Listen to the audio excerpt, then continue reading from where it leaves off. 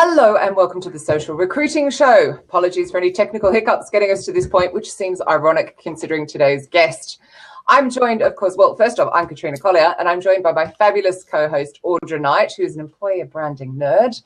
And today we're very excited to have Maureen Sharab here with us, who is going to be showing us how to use the telephone again, because we've all forgotten. She is a phone sourcing guru. So hello, Maureen. Thanks for joining us. Thanks for having me.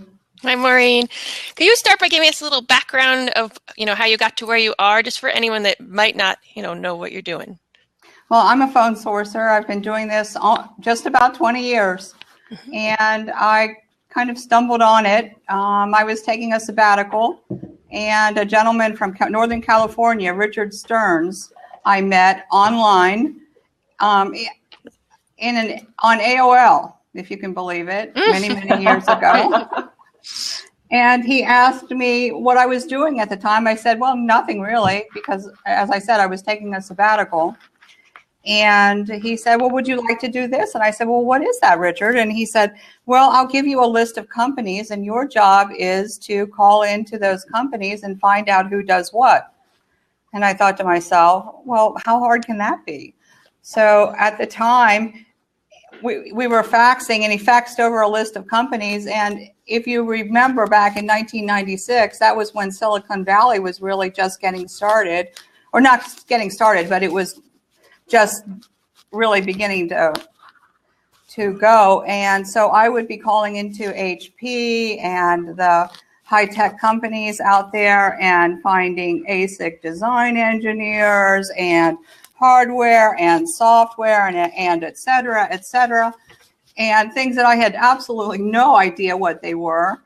Yeah. And I did that for about 2 years for him until he just couldn't take it anymore, because I had absolutely no idea what I was doing. And one day he said to me, Maureen, he said, when you get it right, you get it really, really right. But when you get it wrong, you get it terribly wrong. So he stopped sending me jobs, and he never really fired me, but he stopped sending me jobs, and I was bereft because I loved it. I absolutely loved it. It was so much fun. And so I figured, well, if I'm going to continue to do this, I better get better at it. And I did. So that's my story. So for my own amusement, could you please explain to some of the people on the call what that pink thing is behind you? That's a telephone. I collect telephones, and this is 3 of them. I love it. You actually collect them? That's awesome. I collect old telephones, yeah. I just remember that thing when you would get to the last digit and you'd misdial and you just go, oh, God, I can start again. Start over, yeah. I collect old telephones, and here are 3 of them. I'll show them to you if you would like to see them. Oh, yeah. Well, we can see 2 of them right behind you, which is so cute. Yeah. Kevin's already commented on it that she loves them in the background. And then people are going on asking you what faxes are and that kind of thing. What faxes are? Yeah, what's a fax? So obviously you and I have had a fantastic conversation on Facebook, and the reason I wanted to get you on the show so much is, I'm all about using social media, but I think it should be this gather information and then hit the phone up. So obviously we got chatting over our mutual love of using the telephone. But, I mean, what's your, number one top tip for people who are actually scared of using these things? Do you have a top tip of how to pick the phone up? I have a couple tips. A couple tips. One is when you call, say your name. I called her the gatekeeper or him. Say your name. It's very simple. Hi, my name is Maureen Sharab. If she says her name, repeat her name back to her. And if she does not say her name, don't ask her name, because that becomes kind of confrontational. But just keep your conversation in a natural tone of voice. And just like we're talking here. Hi, my name is Maureen Sharab. Can you tell me? And then whatever information it is you're looking for, carry on. And the other tip is use a landline.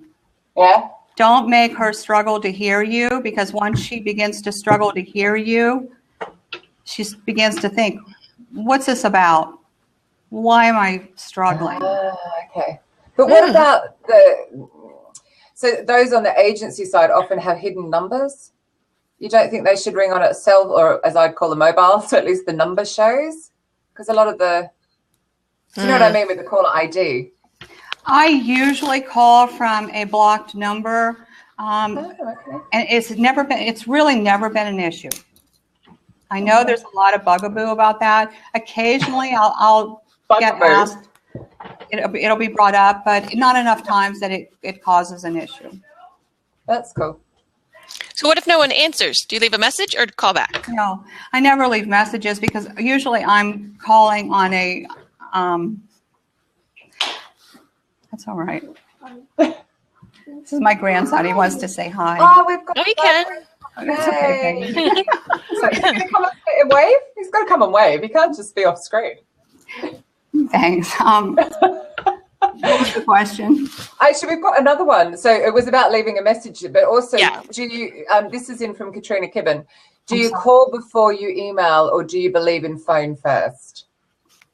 Do I call before? Well, again, I'm a phone sourcer, so I'm generally seeking information, competitive information, or I'm seeking names, who does what in your organization. So I'm not going to email a gatekeeper and say, I'll be calling tomorrow from this number to find out. Yeah. So, I believe in the element of surprise. Now, if I were a recruiter and I were calling a candidate, I don't see what's wrong with sending an email first. I'm going to call you tomorrow about a specific opportunity. I'll be calling you from this number at or between 1 and 3. I'd appreciate having a conversation with you, blah, blah, blah. I think that's a nice approach. Yeah. And we've got a beautiful follow-up question. Oh, this is so exciting, this new thing. We've got another question coming in here right after. I'm loving this. So what happens when the gatekeeper says, what's this about? That's a good question today, Audra. It's great. Yeah. You have to excuse me. I've had laryngitis and... oh, no. And here you are having to speak for us. My voice sounds rough. What happens when a gatekeeper says, what's this about? A long time ago, a very seasoned recruiter said to me, Maureen, just tell him what's it about. And I looked at him and I said, what are you talking about? Tell him what it's about. I can't do that. He said, yeah, just tell him what it's about. And I said, oh, I don't think so. And, so I went on years and years and years of, whatever it was I was doing. Yeah. And I just tell him what it's about. So you would actually say to the receptionist, yeah. I'm calling Audra to poach her for this job opportunity. Well, what I say is I'd like to speak with that person because I'm working with a recruiter who is working to fill a position in blah, blah, blah, whatever space it is. And I'm hoping to speak with that person to see if he or she may know someone looking for a job. Boom. Clever. She usually puts me right through. And the first time it happened, I was like, whoa, really? What the? And ever since then, that's what I say. The question does not get asked very often. And when I say that to people, they're like, yeah, right. But it's true. It really doesn't get asked very often because if you set the call up right when you call, and when I say set the call up right, what I mean is you tell her your name when you call, and I call that removing the mystery. You don't want her to wonder, who is this and what's this call about? Yeah. And you do that by telling her who you are. Yeah. If you set the call up right when you call, she's likely not to ask you, what's this about? Because when she starts to wonder who you are, her next question is, what's this call about? Well, that is actually perfect. So just losing that one and answering this question, I'm going around different order here, but Stephen's question, would you ever consider using a fake name in order to get through to someone or gather information? I think you've pretty well just answered that. Yeah, I usually don't. I never use a fake name. No. No. Okay, Would so I that was quick to consider answer. When I consider it, I've never had the need to do it. So would you would ever I consider it? I consider anything.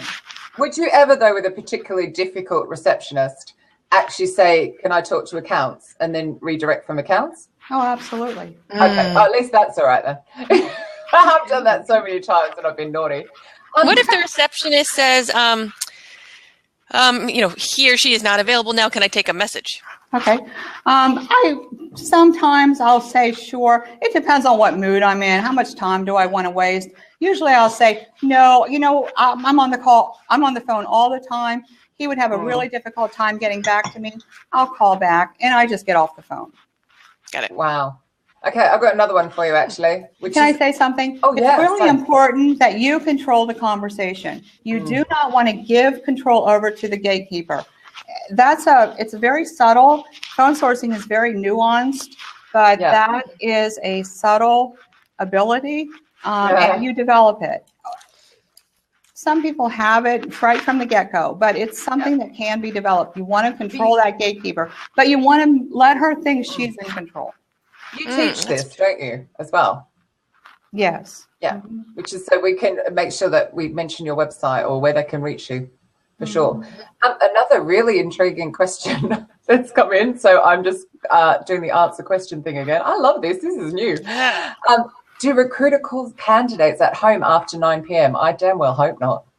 Do recruiter call candidates at home after 9 p.m.? Oh, my God. I'm not really one to answer that, but do I recommend that? Is that the question? I think so, yeah. It seems really late, right? That seems late to me. Yeah, I'd feel quite offended. Oh, Janet's after 5 is one thing. Yeah, I mean, even the evening, maybe up to about 7, but wow, even then I'd be a bit... Unless someone invites you to call them at a specific time. So as Travis has said here on the side channel, only when pre-planned. Absolutely, yeah, and if planned, sure, but my God. Who's on the ball at that hour anyway? I'm wanting wine at that point. Maybe that's What about dinner time? Do you avoid dinner time, or Katrina, have you dealt with that? I wouldn't call that late. I've never had to. I've had scheduled calls in the late evening, but yeah, I wouldn't like that personally. Eek. Oh God, they're just coming in thick and fast. I'm loving this. Look at how many people you've drummed up, Maureen. This is awesome. You'll have to come back next week. So Katrina, knowing phones are evolving in utility, do you ever text? I don't have a reason to text in my phone sourcing activity. No, I don't text. Okay. Do a lot of recruiters use text, Katrina? Yeah. But some of that goes back to sometimes I think it's clever. So if you've got a cell mobile, depending on who's listening, to use something like WhatsApp, so you can tell if they've read the message. That can be quite handy. And there's certain skill sets like developers, if they're in coding flow, you don't really want to interrupt them with a phone call. They'll never talk to you ever again. So they might be better to message, and then they've responded, and you might want to follow up with a call. But I also think there's too much hiding behind email and messaging. And, I get so excited when my phone rings. It's so rare. I know. I always say, Jonah, my mobile number's this big on the website, and there's this tiny little box, and everyone messages me. I'm just like, call me. I'll answer if I can. Or actually, and funnily enough, leave a message. Yeah. But I'm different. Maybe I'm old school. So yeah, I don't like it when people call me. Don't you? No. So how do we know? Unless it's you, Katrina. Unless it's me. Yay. Yeah. But I mean, if I see a foreign number, I don't usually answer. But maybe that's not even a plus 44. Say that again? Not even a plus 44. Then I would. We got a new message. Gosh. Do you ever call over lunch hour to build your company talent map? That's a good question. Many times over the lunch hour, the receptionist, the gatekeeper, will be relieved by someone else. So in the morning, if I have hit a really tough gatekeeper, I might call over that lunch hour thinking. That's a good idea. Yeah, sure. That's really good. Wow. I've asked a question back. That's a resourceful would-be phone sourcer in the UK. So obviously, I take it the receptionist isn't there at that time. So whoever's covering, more forthcoming. Yeah, and many times they'll tell you, I don't usually sit here. And I'm like, great. Yes. Or, I've only been here for 2 weeks. And I'll go, great. Perfect. Answer me all these questions. I'm trying to find out who Resourceful in UK is, actually. Oh, it came up with the wrong Twitter handle. I'm trying to find out who's tweeting on their behalf. So we know the person or whoever's messaging. You know, one thing we haven't talked about, you'd be surprised how often you can ask a gatekeeper, well, do you have this type of searchability? And they'll tell you, and you can kind of guide them through what it is you need out of their system. Which is cool. That was John, by the way. I now know the human being behind that. Nice. Oh my God, we've got more. So here's another one. I'm not vetting these. I just keep putting them over here. So It's neat. So, sorry? It's neat, isn't it? It's new. If you have a mouth and a charged phone, candidates should make hundreds of calls to find passive company searches, ? I'm not getting the question in that, so. I think it's more of a statement. That's more of a statement. So I'm going to ignore that one because we just want questions. Yeah. Any questions? So, yeah. You know, that's, well, no, let me say something about that. There's something in that. If you're on the phone calling and looking for people inside of companies, you're going to find throughout the day, you will find gatekeepers or people on the inside of companies say to you, well, that position is open right now.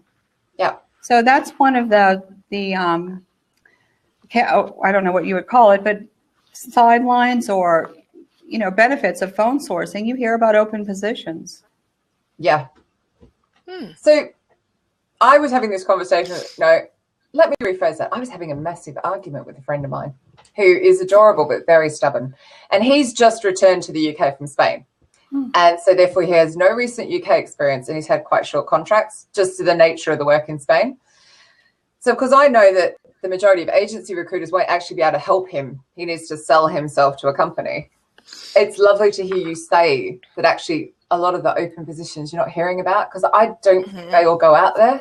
Right.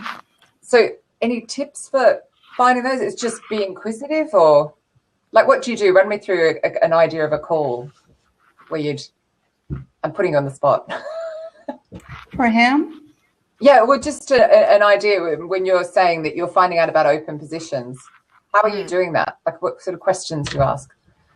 Well, it comes as a byproduct of calling and working on jobs. For instance, I'm working on a biomedical job right now and calling in and finding a specific type of quality engineer.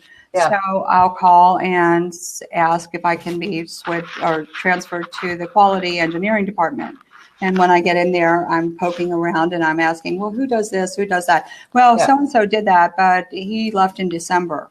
Boom, there's an open position. Right. Does that answer your question? Yeah. I found it quite funny because I was sort of saying to him, I don't understand why you're being so stubborn. Because he was almost deciding that they wouldn't want his skills instead of showing up with all this passion and excitement. I mean, thinking from a candidate point of view, like calling in and saying, this is what I'm interested in. I just don't think it happens much. But I don't think all the jobs get advertised like you're saying. They don't. They just don't. Or they get advertised, but they get advertised after they've looked at the first slate. And if he calls in, he can be in that first slate. He can be on that first slate. Yeah, I think you can open so many doors by calling in. Here's an interesting question for you. Oh, there it goes. What's your top source for finding a contact's direct phone number? A contact's direct phone number or a company's direct phone number? I would imagine they mean a contact within the company. Within a company. I call the company and I ask for a person's direct dial or their extension number. Right. That's the way I do it. And they just give it to you? Many times they will. Sometimes they won't. If they won't, then I'll try to go deeper into the company if I can't get it from the front desk person. Do you look online ever or different, social media sites? Not really. It's just much faster to call the company. And if I can't get it from the gatekeeper, I start stabbing into the company. And when I say stabbing in, I find the internal dial path into the company and I just dial. And usually by the third, fourth, or fifth dial, I've hit somebody on the inside who sits up at their desk. They don't usually get these calls and they say, I'll say, I know I have the wrong number. I'm trying to reach Smith. And you give me his extension. Boom, they do. That's awesome. I love it. Yeah. And it's usually faster than keyboard, trying to find something that's probably not there. Yeah.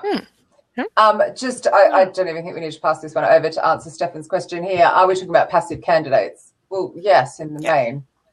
Yes. Yeah. Aren't we? So, oh, here we go. Oh, God, I've got another one. Oh, these are awesome. Good questions, yeah. Questions. Why doesn't this happen every week? We wouldn't need to do anything. We could just sit here and read them off. So how do you respond to someone who feels offended when you call them at work? Good question. I like you.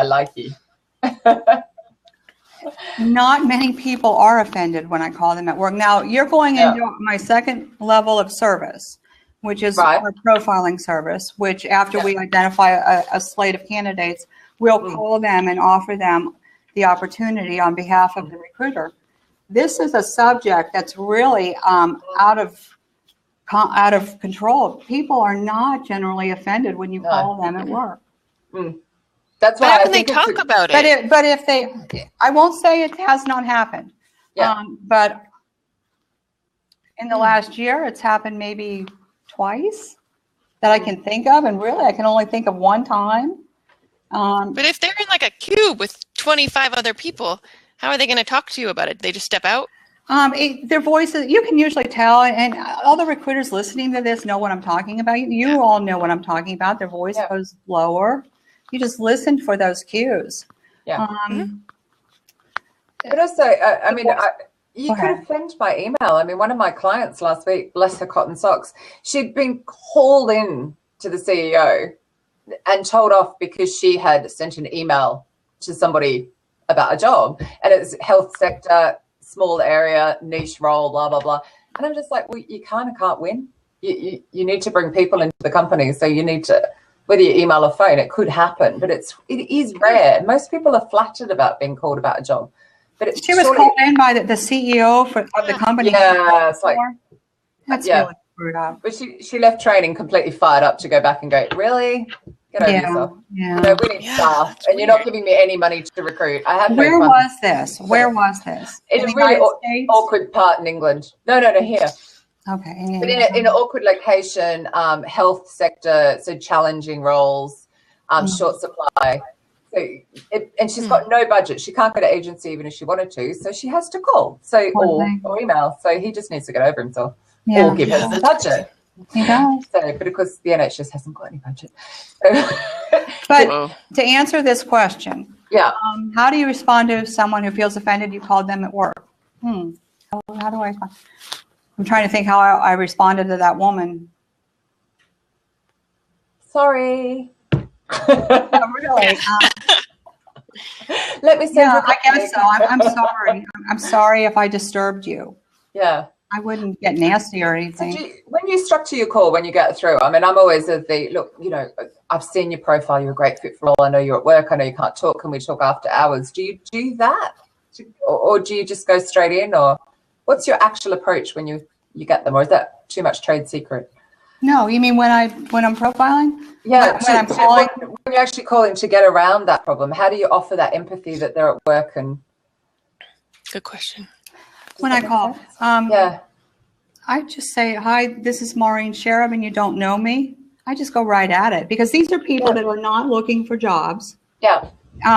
They usually respond in one of two ways. They'll say, how did you get my name? And a lot of people still say that. Yeah. How did you get my name? Or two, they'll say, I'm not looking for a job. Yeah. And I'll depending on what they say to me, I'll respond. I tell them how I got their name. Yeah. This company hired me to find you, and I can't. The way I probably got your name is I called in and asked after who you were. And if they said, I'm not looking for a job, I say to them, well, I want to put you at ease. Nobody said you were looking for a job. My job is to find people with your skills. This company asked me to call into your company specifically. They admire your company, and they asked me to call into your company specifically to find who you were. And then at that point, they're like, wow, really? I'm fab. Let me talk to Maureen. And then like a little ego stroke. I love it. Yeah. I mean, you can tell to you it's so natural, but I know to lots of people here it's like, well, we haven't had to do this for a long time. Well, just get started. It will get easier, and it gets easier pretty quickly. Yeah, Right. It's just a skill. So we have a question on the side that didn't come through as a question, which is from Steph. I think I did this the other day. I think my Q and my slash were around the wrong way. Yeah. Why is the role of the sources so controversial within the industry in terms of industry not in agreement with job description? Oh, it's a little off topic, but yeah, I get that. And then there's, how would you differentiate a sourcer from a recruiter's also come in? So, oh, have I blown it up? There we go. Yeah, so I don't know if you do differentiate, do you? Being that you're calling? Okay, let's go back to the very beginning and do one at a time. Okay, the first question. Yeah, why is it controversial? Is it controversial? Yeah, the role of the sourcer is so controversial within the industry in terms of industry not in agreement with the job description. Well, some people say it's not controversial. Yeah. I think it is. I think once you begin to speak with candidates, I think it becomes recruiting. Yeah. I think that second level that we do, that first touch, is recruiting. When you call a candidate and a potential candidate and you ask them if they're interested, if they would be interested in a job, that becomes recruiting. So to you, sourcing is literally digging, finding, but not contacting. Yes. And I was thinking about this morning. Henry Ford created the assembly line. Yeah. And I was thinking about writing an article about sourcing as recruiting as an assembly line process. Yeah. That there is so much in sourcing, and there are sources, and I hear from them all the time, that there's so much in sourcing that consumes their day, that to take it to that next part of not only finding, but then contacting it. And Katrina, you and I have spoken about this. Yeah. A different type of personality. Yeah. I couldn't spend all day just doing the digging. Like, I need to talk. I need to share the job. I'm so excited. But there are people who really enjoy that digging. Absolutely brilliant at that. And move them out from behind that digging and ask them to speak with people. It's not everyone. No, it's a lot of people that went into sourcing in the last 10 years, they didn't go into it to talk to people. No. And it's quite funny because a recent client, actually I'll keep them nameless, but their sources are required to do the communication, which is fine because believe me, they're quite chit-chatty anyway. If it's clear from the outset. They then have to hand them over to recruiters, and then there can be friction because the recruiters don't necessarily push it through the rest of the process. Right. And I can see quite a bit of frustration, particularly when you've made that call and made that contact because it's your reputation. The job seeker doesn't care. They just want one person at that company. That's right. Which is where it can be quite hard. There were two other questions behind that first one. Yeah, there was how would you differentiate? We've answered that, but there's another one up here from Janet. What about sources helping companies to update data on the people they already have? Oh, maybe that's not a question. No, that's not a question. I know what she's talking about. Yeah. Companies and have so much data in their archives. Yeah. That is it's rotting. Data ages at 20% a year. I think 20% a year, and in a downturn, it ages faster than that. Yeah. But that data is valuable. Yeah. Even if somebody leaves a company, somebody should be tracking that data. Somebody should be tracking that person. Yeah. LinkedIn's big flaw, and they know it, is that they can't keep their data refreshed. They can't keep people coming back and updating their data. Save their lives. They can't do that. No. Yeah. So Facebook needs to teach them about usability. Usability, correct. Yeah, because people don't use it because it's just, the networking side, the reason to come back and use it, all of those features have been taken away. And actually, we just lost another one this week. So Jackie, who's arrived, will be getting a blog rant from me about that shortly. a good use of sourcers. Yeah. Not only be sourcing, rather than doing that outreach piece, would be to be updating data. Yeah. And I think a lot of sourcers would embrace that. Yeah. So actually, sorry. Go ahead. No, go. But to update data, to really update data, means calling into companies and Yeah. updating using the telephone, because Yeah. that's the only way to really update data. Because Yeah. when you're updating data on the internet, all you're doing is meshing and melding and molding and, doing that. Yeah. So I've got a great question here from John that I'm going to get you to answer before Stephen's. I haven't missed it, Stephen. So do you use any specific tools to record, document your collected data from calls? Any specific tools to record, document your collected data from the calls? I have this vision of a massive Excel spreadsheet going through my head with fear. That's what I was thinking. Great question. Well, I do use Excel. I do use Excel, but lately we've taken to using Talent Browser. Why have you chosen that one? We just like its functionality, and Is it just easy to use? it's easy to use. Yeah. It's intuitive, and that's saying a huge amount if you know what a technophobe I am. Right. We didn't notice. We really didn't notice. Right, I'm going to go now and answer Stephen's because I feel really rude I missed it. And do you always reveal the client employer's identity in the first call?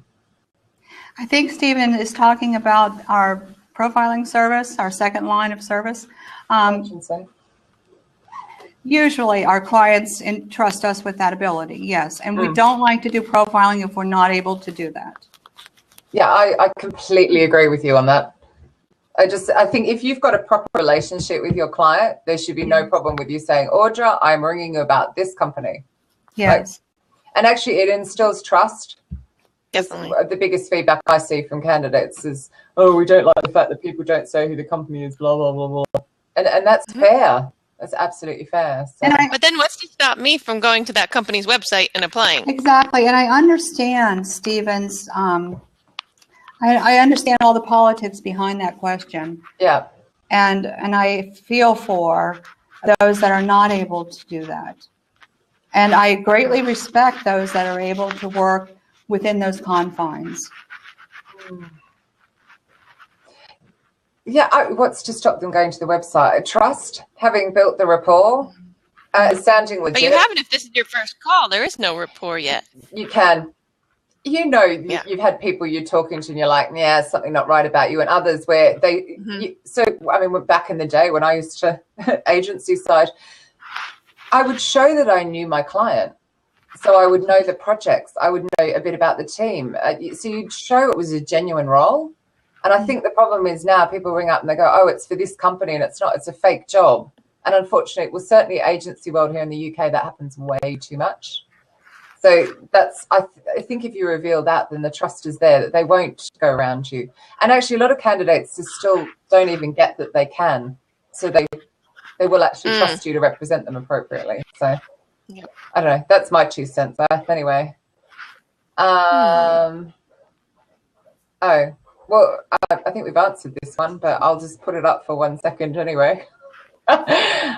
Is your number one source for finding candidates? I think that's pretty obvious. It's not LinkedIn. It's a telephone. Okay, so wait, I've got. That's an interesting one. I know. Yeah. What about what? I've got your one. I'm sure I'm not saying his name correctly. I need to learn. He's coming on a blab. In the US, it is possible to use things like SlyDial, an app that gives you the opportunity to directly go to the candidate's voicemail. What is your opinion on that? Well, you don't leave a voicemail, so you wouldn't like it, right? No, I like this question, but I'm not familiar with the SlyDial. So basically, the phone doesn't ring; it goes straight to voicemail. Really? Yeah. So I would use that for developers and only developers. So because developers go into that coding flow and you don't want to interrupt them. Everyone else is not so bad, but they're in this intense flow. But everyone else. But I'd love to hear your opinion, Maureen. Okay, I don't see the part about developers on this question. No, it's not. That's just me throwing that in there. Okay. In the U.S., is it possible to use things like SlyDial, an app that gives you the opportunity to voice? What is your opinion about that? See, if I were a recruiter, I would want to get them on the phone. Because Right. I think when you get them on the phone, you have a level of control that you don't on a voicemail. But you're asking about developers. You don't want to interrupt them. No, I'm just saying they're the only ones I would use that for. Everyone else I would want to talk to, like you're saying. I wouldn't even use it for developer. Why would you use it for developers? Because of the fact they're encoding flow. Because of the fact you can interrupt them, but it's, I know it's their choice to answer the phone, but they specifically have said to the recruitment community, could you please email us, because of how they work. And having worked with a lot of technical companies on their recruitment and spoken to them firsthand, I happen to know they don't like it. But everyone else, I'm just like, whatever. It's like, it's just my personal opinion. We can argue. I don't mind. It makes it more fun. I know.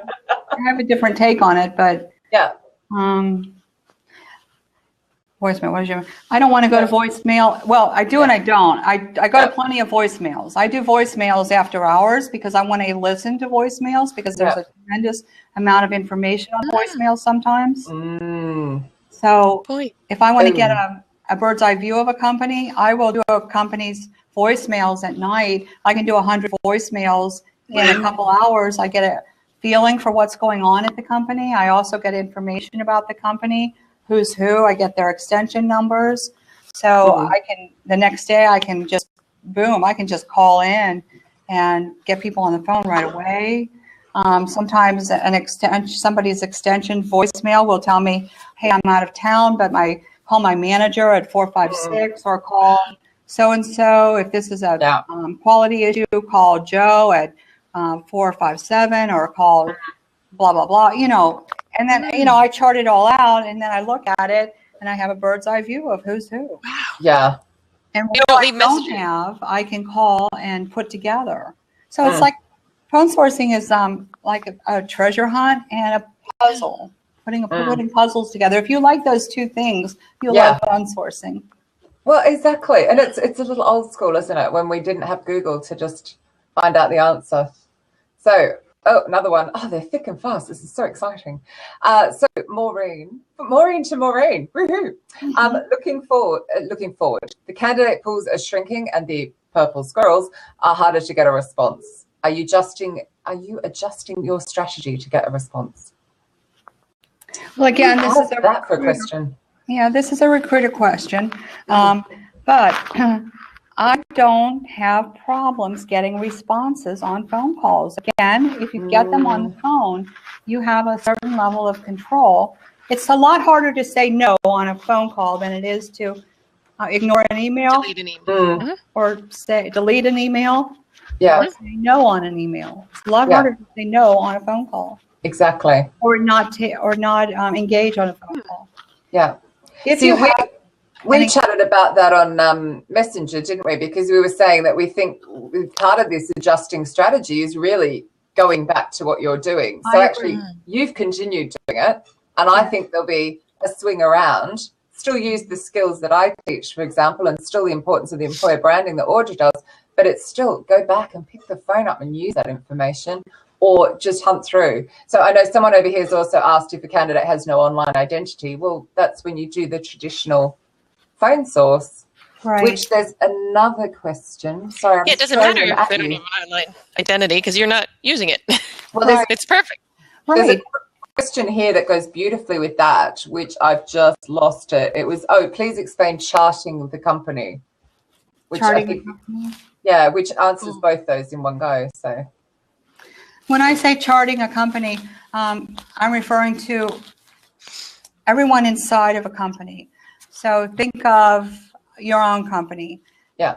And think of your company's directory. Many of you have never called into your own company. It's like calling your own phone number. Some of you can't even remember what your own phone number is because you don't call your own phone number. But think of your own company. Yeah. And it has a directory. And if you call into it, it's likely to say press 9 or 0 press 9 or 4 for the directory. Yeah. If you press 9, it will invite you to enter the first 3 letters of the last name.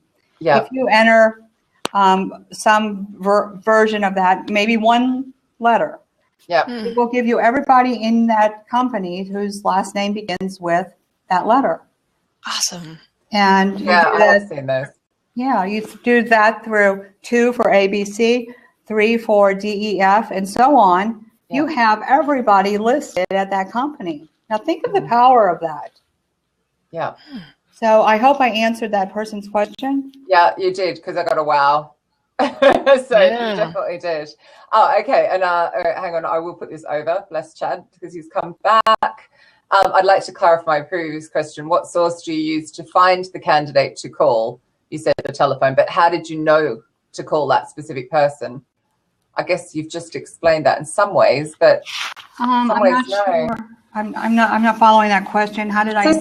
So say you were after a social media recruitment guru like myself, and you didn't have my name. Like, how are you going about finding that name to get to that point? Do you have a favorite thing that you do, or even a company? Well, my customers usually know what companies they want to target, and it's usually their competitors.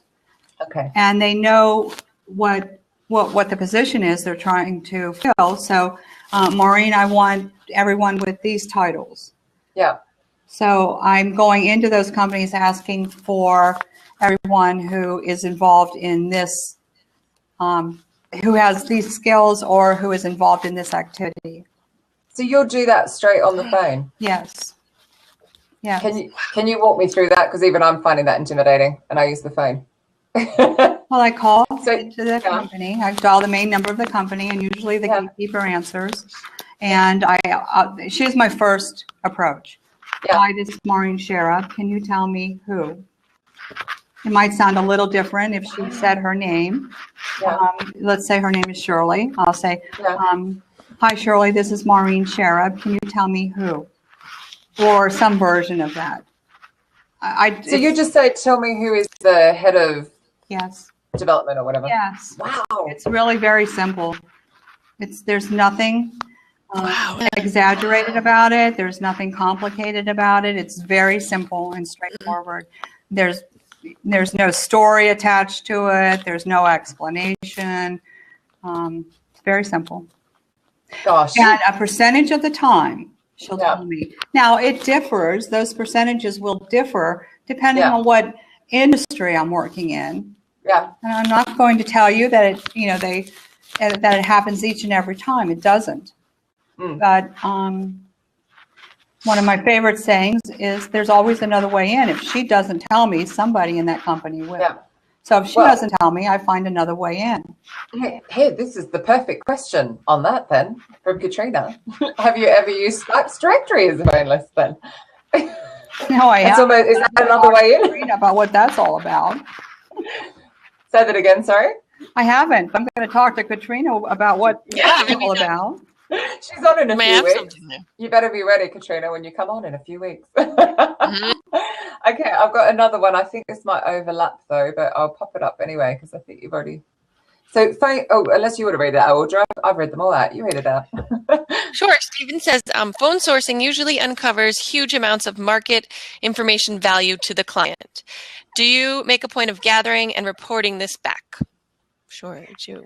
Yes, especially my customers who are old, established, that I know, their markets well, and I know what information they're looking for. I do. Mm-hmm. Yeah. Okay. I've got another one here as well. And that's a really good question, Stephen. It's a really good question, and it's a huge area and a good reason for people to go into phone sourcing.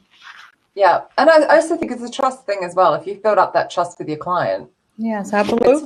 There's no better person to entrust with this task, because this person, this phone sourcer, is in there sniffing around. Yeah. So so your opinions on Hoover's online directory? I don't know anything about that. We don't have that here. So yeah, Hoover's. I've used it for years to set my jobs up for information, main company, telephone, location. They give you a little short blurb about the company itself. They use humor in their company descriptions, and I've inserted into my jobs, and it's helped me. I can't tell you how many times when I'm calling in, I have a little bird shot of the company. For instance, I'll call and I'll say, can you direct me to the what blah, blah, blah department? And she'll say, which one? And I'll look at that blurb and I'll see, well, they have this department, that department, and it'll give me a little insight into which one to answer her. Yeah.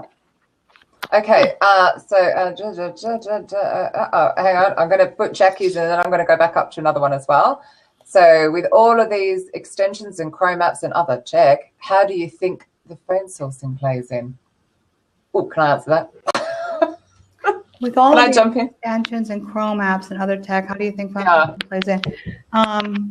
Well, we've debated this, haven't we? Because Yeah, I think what get a picture and pick the phone up. Yeah, I think phone sourcing is just so clean and so it just cuts across it. It's so much faster.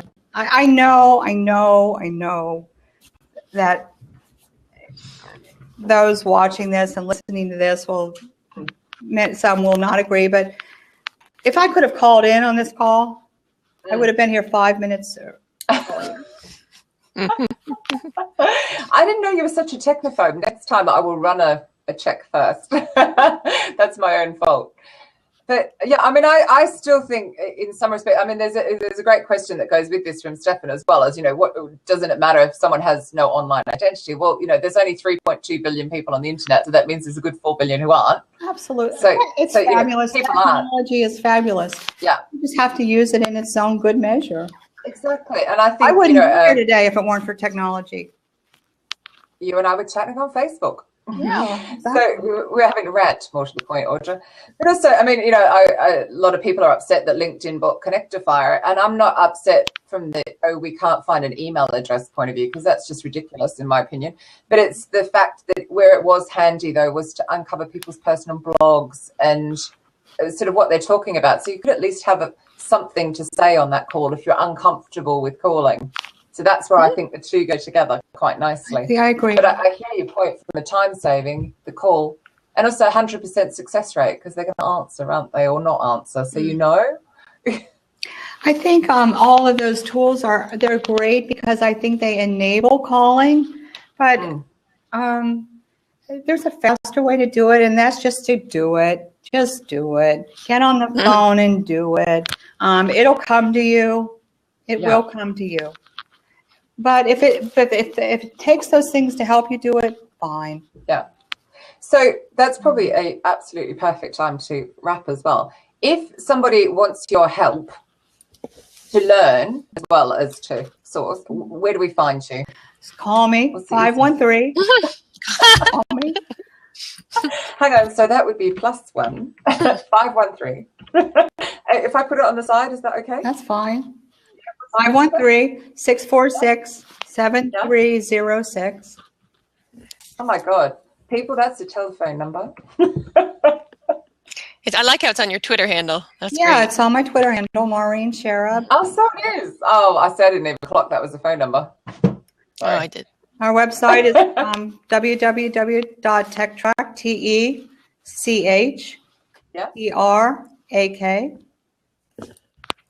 .com. TECHTRAK.com. Oops, I've left the W off. That's not going to work. And on Facebook, we have a site, that I maintain. It's called Sourcers Unleashed. If you want to learn about phone sourcing, join it. Absolutely. Is it a group or a page? It's a group. I'm sorry. Did I say page? Awesome. Oh, You're right. oh, cool. Yeah. Yeah. Are you not in it?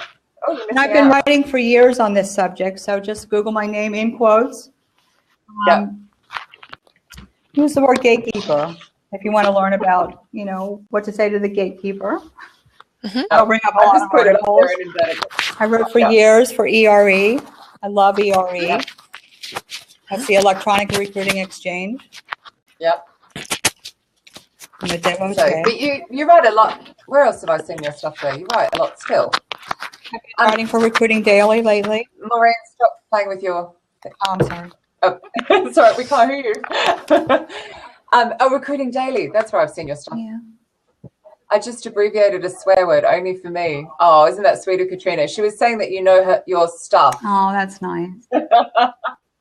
And lots of thank yous going on down Yeah, the I side. learned so much myself just in this call. I'm glad. Fantastic. Which is super exciting. So thank you, because obviously we've I been... love this not- community. I love this community. Yeah, It's really, really cool. Mhm. So in almost complete contradiction to this, next week, we're talking to Hugh Permston, who I cannot say his name. He's going to tell me between now and next week about hacking sourcing hackathon that he's organising. So it's like the other end. But it'll be interesting to get his lowdown, also more about Eastern Europe stuff, and also that difference between sourcing and recruiting and where the line is as well. I think so that should be as well. Yeah, that should be more explored and discussed. I think there are some feelings there that have not been spoken about.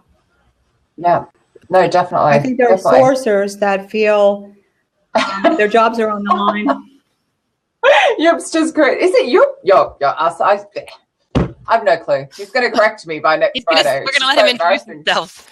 But everyone, look, his Twitter handle is right there. We'll have it sorted by then. So, but thank you so much. Thank you, Maureen. Thanks for having me. I appreciate it. It's really nice to meet you. We see you on Facebook. Yeah. Ironically, not on the phone. Take care. Bye. Bye.